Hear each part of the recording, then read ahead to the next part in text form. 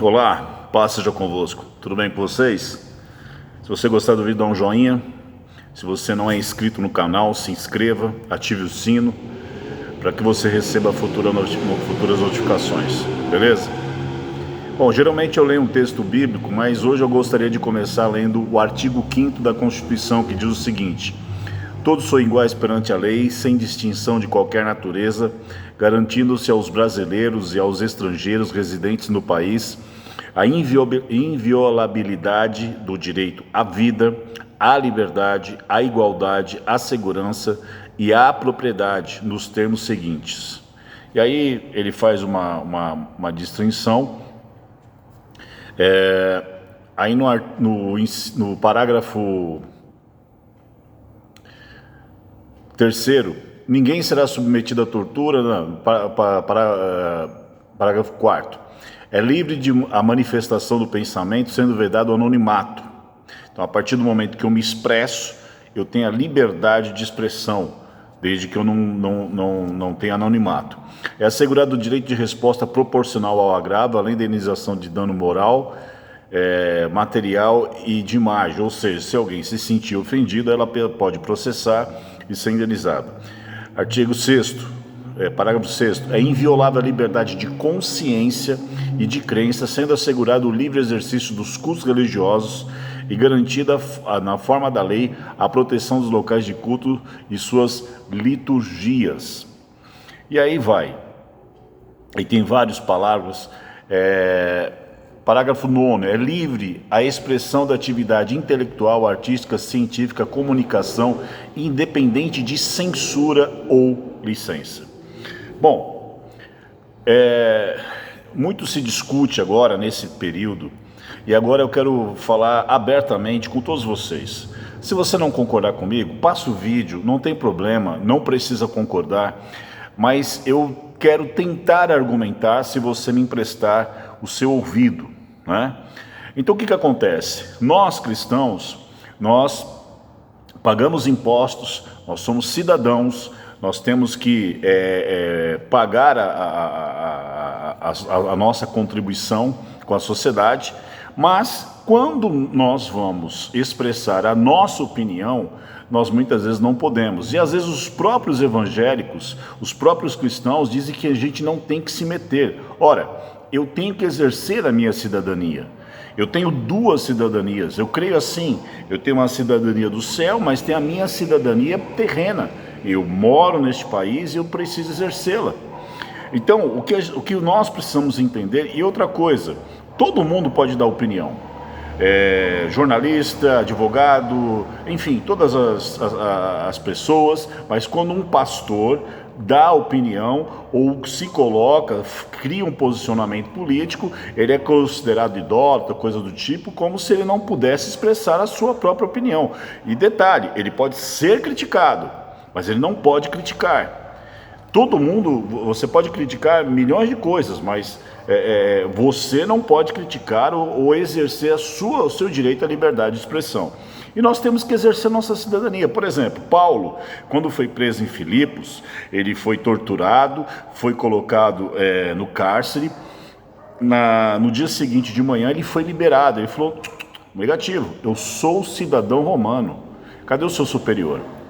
Ele fez com que o superior dele viesse, porque se o superior deles não viesse, eles teriam problemas. Por quê? Porque dentro do direito romano, tem que ser feito um processo, dar o direito à defesa, para aí sim dar uma sentença, o que não ocorreu no caso de Paulo. Então eles tiveram que se desculpar com Paulo e liberá-lo posteriormente, dentro do contexto de que uma autoridade teve que ir até ele.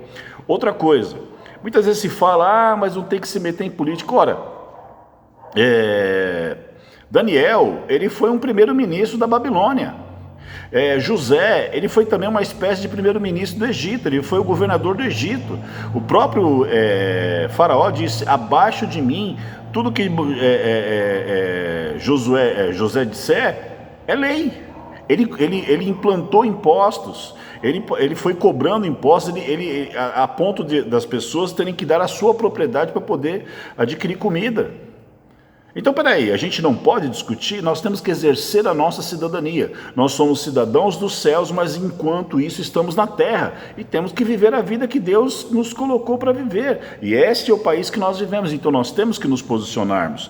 Agora, o que nós precisamos entender nesse contexto que nós vamos viver agora dia 30, nós temos que exercer, ter energia na defesa daquilo que nós cremos. Então nós temos dois candidatos, cada um com as suas pautas e cada um defendendo ou não algo parecido ou não com aquilo que nós cremos. Então, o que muitas pessoas falam, mas o Bolsonaro, ele é uma pessoa difícil, ele fala bobagem, que não sei o que, babá. Sim, eu não concordo 100% com tudo que ele diz, não concordo, mas eu não vou votar nele para ser meu tio, eu não vou votar nele para ser meu pai, e não vou votar nele para ser meu pastor, eu vou votar nele para ser o presidente. Eu costumo dizer que ele é o remédio amargo para o momento necessário. E outra coisa, nós estamos acostumados, a gente sincera demais, e ele é o tipo de pessoa assim, ele fala o que pensa. Você pode criticá-lo de 1000 coisas, mas não de autenticidade. Ele fala, quando questionaram ele sobre o pessoal lá do presídio de Pedrinhas, que cortaram um monte de cabeça um do outro, ele falou, se não quer passar problema, não vai parar lá. Então, ele é uma pessoa autêntica, goste você ou não. E uma coisa que não se fala, ele fez um podcast com 6 lideranças evangélicas, inclusive uma delas questionou ele pessoalmente, falando assim, no dia que eu perdi minha avó, o senhor deu uma entrevista dizendo que o senhor não era coveiro. Ele olhou para ele e falou assim, eu me arrependo de ter falado certas coisas e peço perdão. Ele pediu perdão, ele reconheceu o erro dele. Então nós pregamos o perdão e aí quando ele pede perdão não funciona, né? Mas enfim, agora, nós temos que ficar atentos às mentiras do Lula. Veja, eu acompanho política, gosto de política há muitos anos. Magno Malta tem vídeos na internet que ele chama o secretário de governo Gilberto Carvalho, que inclusive era o homem do carro preto que a Mara Gabrilli denuncia, dizendo que ele era um moleque. Por quê? Porque Magno Malta ele rodou o país na época para limpar a imagem da Dilma perante os evangélicos. Ela assinou uma carta dizendo que jamais iria propor o aborto. No dia seguinte que ela foi eleita, que ela assumiu o cargo dela no governo, como presidente, um deputado do PT lançou um projeto favorável ao aborto. E aí, dali por diante, o Magno Malta falou assim, do que depender de mim, vocês nunca mais serão eleitos. Então, veja, Lula disse que num instituto chamado Perseu Abramo, que é um instituto de pesquisa do PT, que o aborto teria que ser algo caso de saúde, um programa de saúde, que as mulheres teriam que ter o direito sim de abortar. Agora ele fez um vídeo falando com os evangélicos que ele é contra o aborto, que as mulheres que ele casou eram contra o aborto. E tem um vídeo de 1989 que uma das namoradas dele, antigas, disse e acusou ele, e por isso ele perdeu a eleição em 89 pro Collor, que ele tinha pedido para ela abortar. Então veja, o que precisar fazer para mentir. Outra coisa, ele é a favor de liberação de drogas. E você que tem filho, já teve parente que esteve envolvido com esse tipo de coisa, você não pode concordar com isso. Isso é contra os nossos ideais, aquilo que nós pensamos. E uma coisa mais grave ainda, censura. Hoje, a junta de advogados dele entrou com ação no STF tentando censurar 34 perfis no Twitter. Eles censuraram uma reportagem, uma entrevista da Mara Gabrilli, que é senadora por São Paulo, e o pai dela era dono de uma empresa de ônibus em Santo André, na época do Celso Daniel, em que ela falou isso na cara do Gilberto Carvalho, né, que era, como eu disse anteriormente, o chamado homem do carro preto, que vocês iam na minha empresa, colocavam um revólver em cima da mesa e extorquiam o meu pai morreu de desgosto, porque não suportava mais pagar. Ela fala isso abertamente, e ela diz que foi pago. E há uma operação da Lava Jato que na época prendeu o Ronan Maria Pinto, que é dono do Diário Grande ABC, que recebeu para poder justamente comprar o jornal. E agora eles querem censurar 34 perfis, dentre eles empresas de mídia, jornais. Aí as pessoas falam assim, não, mas isso não vai acontecer, vocês falam do Ortega, vocês falam do Maduro, vocês falam... Não, eles nem entraram no poder e já fazem isso, já tentam fazer isso. E o Lula já falou diversas vezes que vai regular a mídia. Regular a mídia é controle social, é controle sobre aquilo que você está acessando e aquilo que você diz.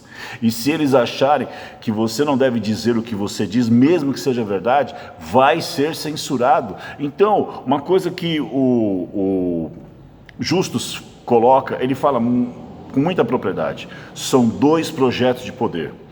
Um defende a liberdade total. Você pode não gostar dele, você pode até achar ele um chucro, você pode achar ele mal educado, você pode achar repugnante, às vezes ele fala palavrão. Tudo bem, mas é um cara que defende a liberdade. Ele é o cara mais atacado nesse país e você não vê ele querendo censurar ninguém. E ele ainda fala, eu quero mais é que vocês falem, eu jamais quero um país onde tenha cerceamento de liberdade. Tudo que eu luto é por liberdade. Enquanto que você tem um outro projeto, que nós sabemos quais são os pensamentos dele, e se você tem dúvida, pesquise o que é Cuba, pesquise o que é Nicarágua, pesquise o que é Venezuela, o que é Argentina e o que já é o Chile hoje. Esse é o padrão, esse é o modelo de pensamento. E não pense que eles voltarão como vieram antes. E outra coisa, eles deixaram um país quebrado. Eles falam tanto do Nordeste, e eu particularmente, não vi ninguém atacando o Nordeste. Eu vi sim, eu vi ao contrário, pessoas falando que o Nordeste nada mais é do que vítima.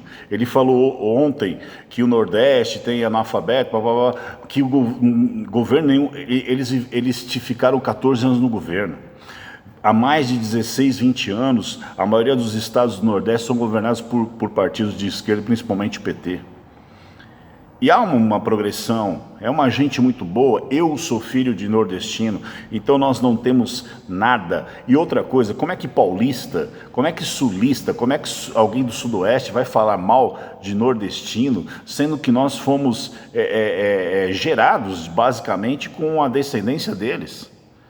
Então isso é uma falácia, isso é o que eles chamam de falso flag. Muitas vezes eles estão questionando o Nordeste. Não, o que foi claro é que houve uma vitória, isso é nítido, mas ninguém culpou, eu não vi ninguém culpando, pelo menos eu particularmente não vi dos meios onde eu acesso pessoas, o Nordeste isso, Nordeste aquilo. O que foi sim, pessoas de esquerda querendo dizer que pessoas que não são de esquerda falaram esse tipo de coisa. Então, a minha questão aqui é o seguinte, pense para amanhã ou depois você não reclamar.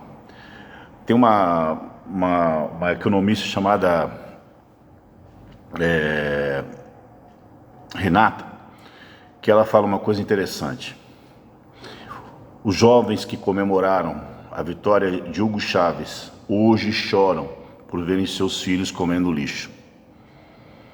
Então muita gente que hoje fala de liberdade, disso, daquilo outro, não viveu nos anos 90, não viveu no início dos anos 2000 como adulto para poder entender o que esse agente fez. E uma outra coisa que eu me lembro muito bem, e agora falando espiritualmente, a pastora Neuza Itioca numa conferência de batalha espiritual, ela dizia, preparem-se, porque virá um governo, e que eles inculcarão na mente das pessoas, em que as pessoas só terão direitos e não deveres. E elas serão aliciadas e acostumadas com muitos e muitos e muitos programas de benefícios. E muitas delas não irão querer trabalhar por se acostumarem a ser assim. Mas vão esquecer dos seus direitos. E será muito difícil mudar essa sociedade posteriormente. E se você parar para pensar de certa forma, isso já aconteceu. Então, assim, se você não concorda, segue a sua vida, não tem problema. Mas se você está em dúvida ou fica aí meio indeciso, porque um diz uma coisa, eu quero que você pense. Nós, como cristãos, temos total direito de exercer a nossa cidadania, nos posicionarmos, olharmos os dois projetos que estão diante de nós e tomarmos uma decisão. Agora, Deus mesmo ele fala lá em Deuteronômio capítulo 30, hoje eu tomo o céu como testemunha e lhes proponho bênção e vida, morte ou maldição. Eu digo para vocês, escolhe a vida. Então, se o próprio Deus tentou influenciar a escolha deles, eu faço o mesmo. Opte pelo projeto de liberdade. Não precisa concordar, não precisa amar aquele que está lutando por ela, mas você precisa amar aqueles que dependerão dela, que é você, seus filhos, seus amigos, sua igreja e assim por diante. Pense nisso, Deus abençoe você.